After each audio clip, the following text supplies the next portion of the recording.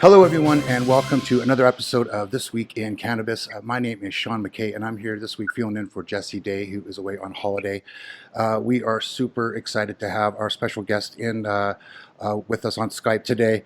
It's no other than Barinder Rasode, and she is a dynamic and well-spoken individual in the cannabis sector. She's the CEO and founder of GrowTech, which is a cannabis company reaffirming British Columbia's status as a global cannabis capital, attracting new, diverse sector leaders from across Canada and around the world. And she's well rooted in innovation, entrepreneurship, and mentorship.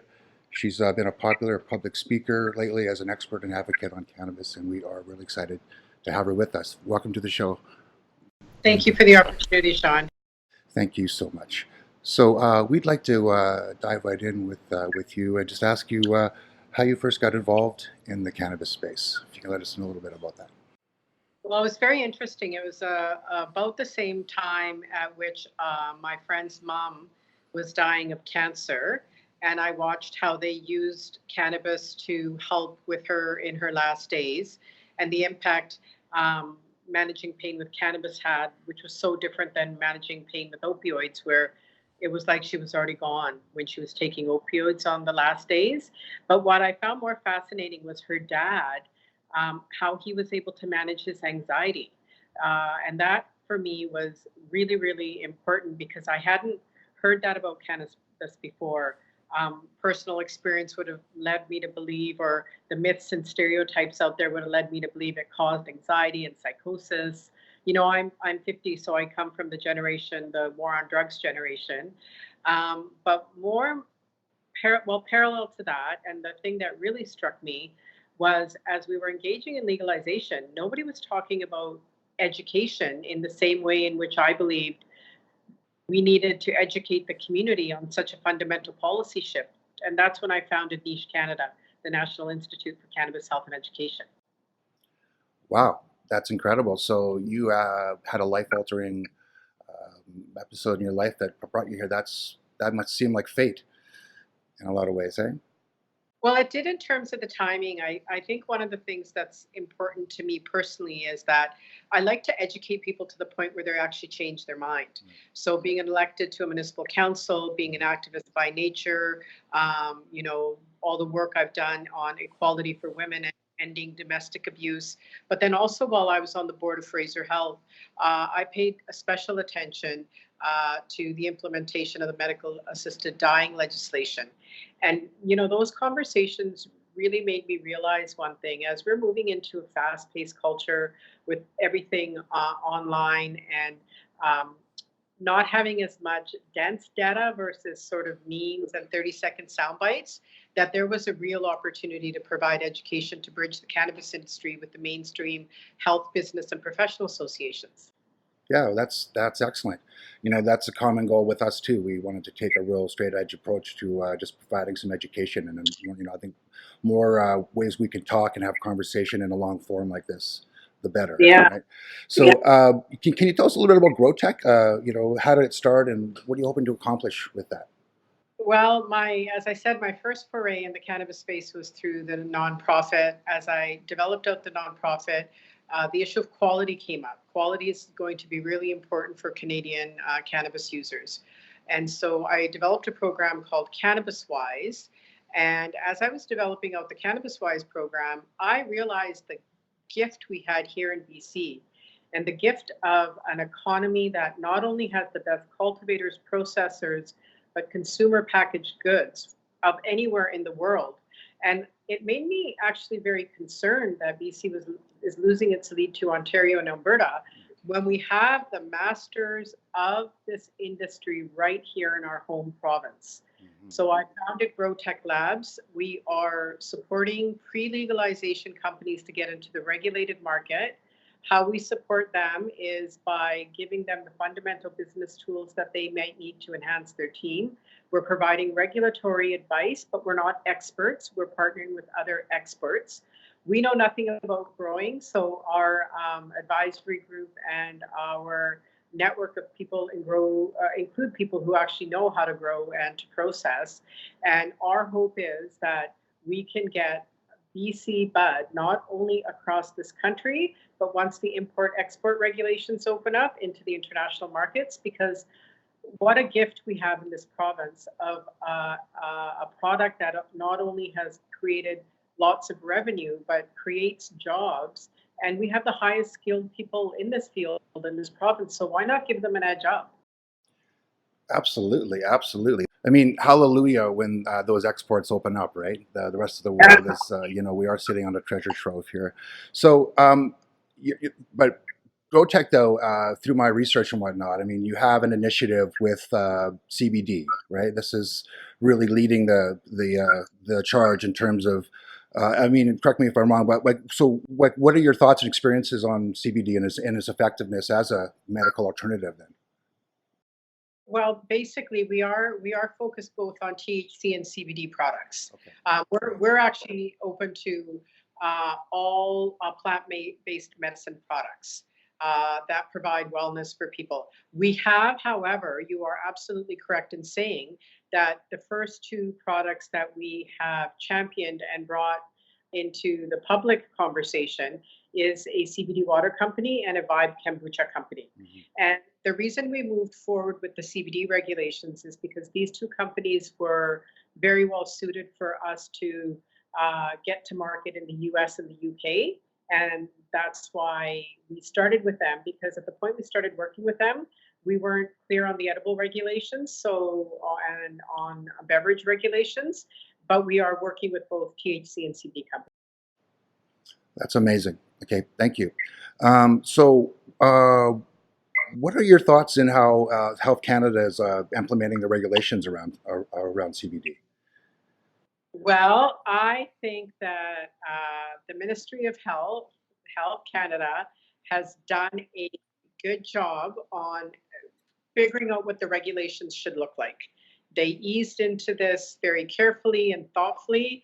I do have some serious concerns, though, on the implementation of the regulations. I do believe that there are a lot of unintended consequences of regulations.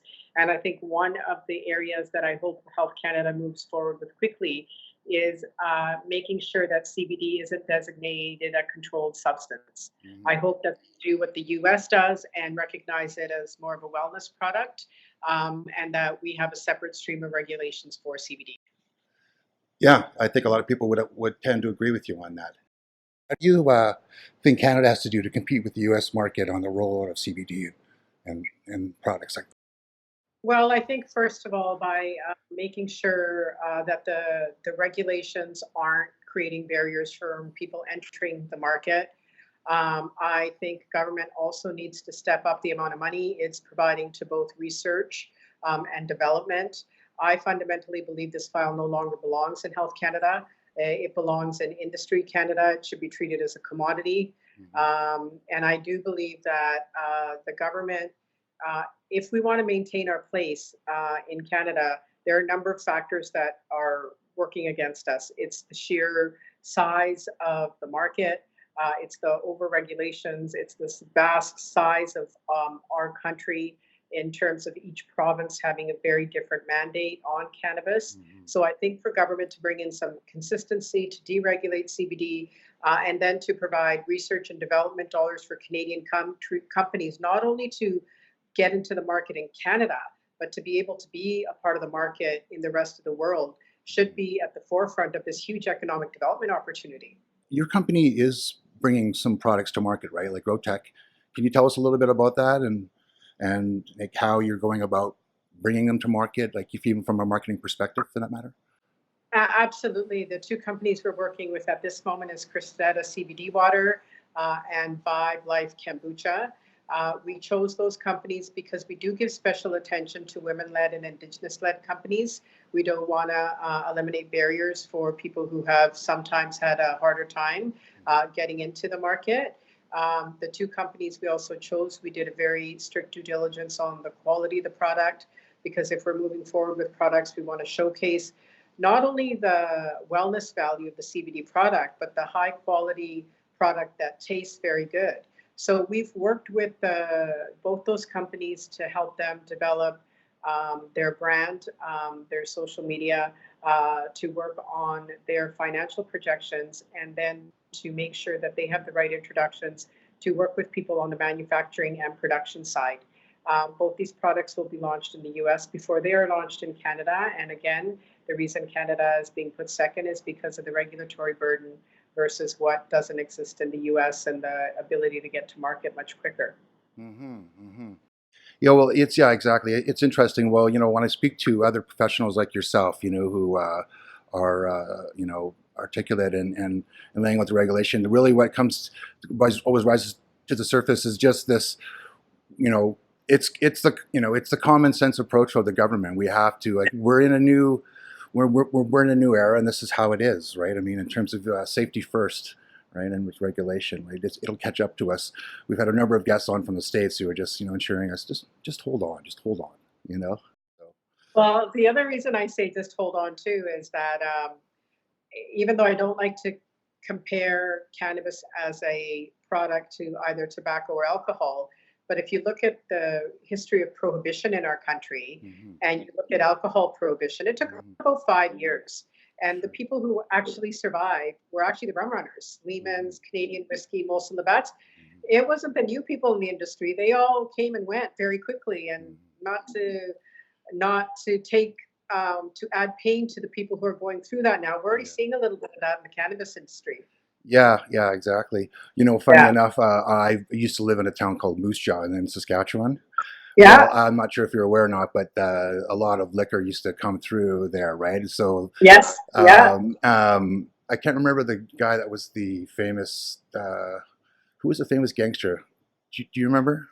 Oh God. Now I'm gonna remember as soon as I Yeah, hang up with you exactly. in the Oh, middle of the night. we have somebody here googling that. I need a guy on Google right now just to help me Oh, out with that. good. Good. Yeah. But no, anyway, but it's just ironic that now over the last 10 years or so, they've opened up the tunnels. So it's actually like a tourist attraction. You can go and see how they were smuggling in the booze before. So isn't that interesting, right? We'll have to catch up to that, and there'll be something years from now, like oh, I can't imagine. Here's a tunnel where they were bringing in, like pounds and pounds of weed before it was okay. Yeah. You I'm know. sure there's many of them out Oh, there. geez, right?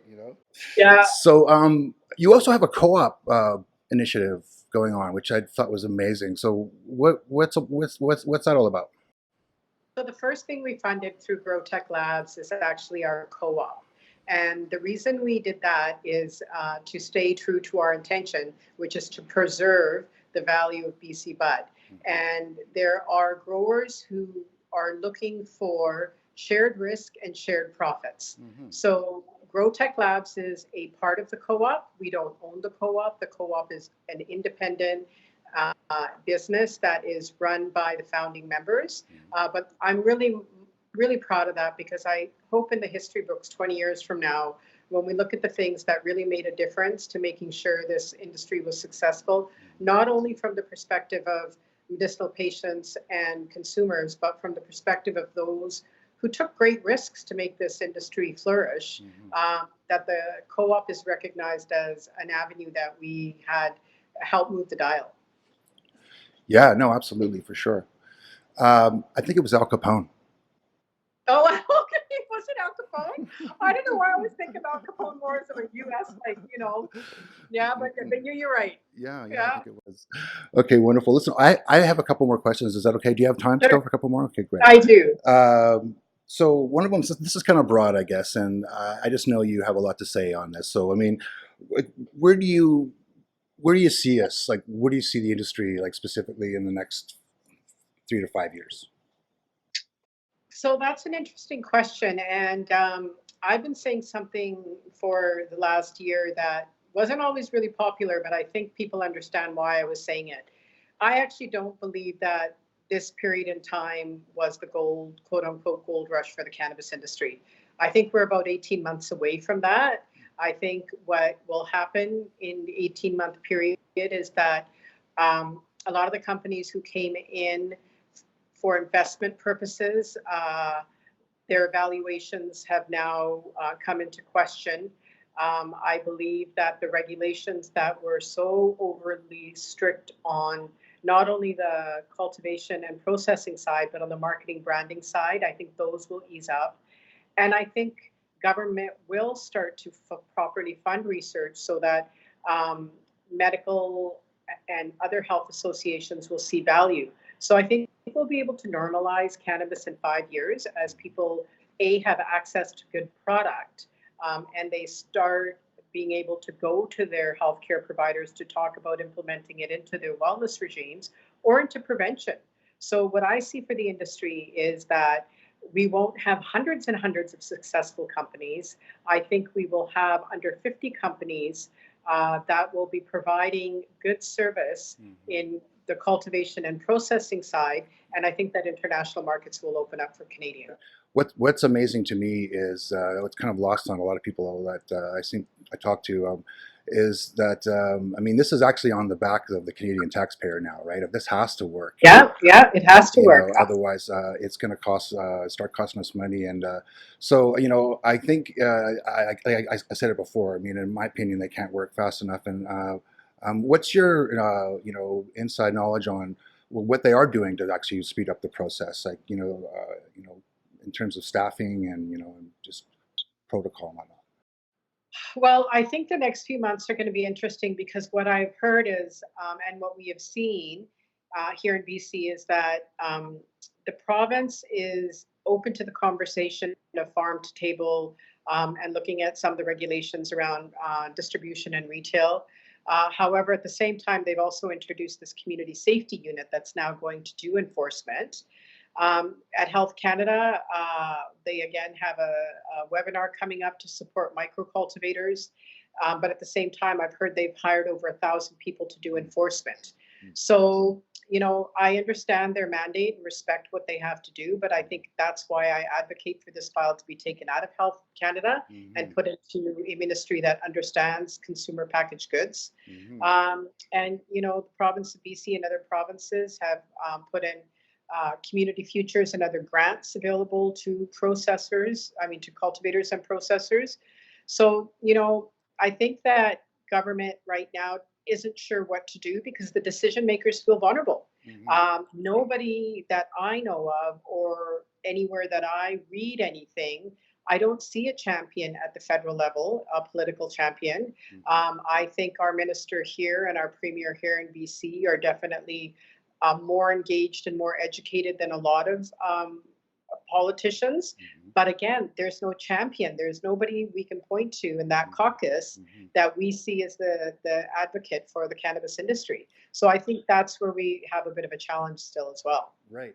Well, would you say then that you think maybe we need a separate minister or ministry for this altogether? Well, I would actually welcome the government to give organizations within the cannabis industry an opportunity to educate all of the caucus, all of the cabinet ministers, because I think a lot of what happens is these political officials are overwhelmed with the amount of work that they have to do and the amount of files that they have on their desk. I can only imagine. So I think bringing them to the place where they no longer feel vulnerable.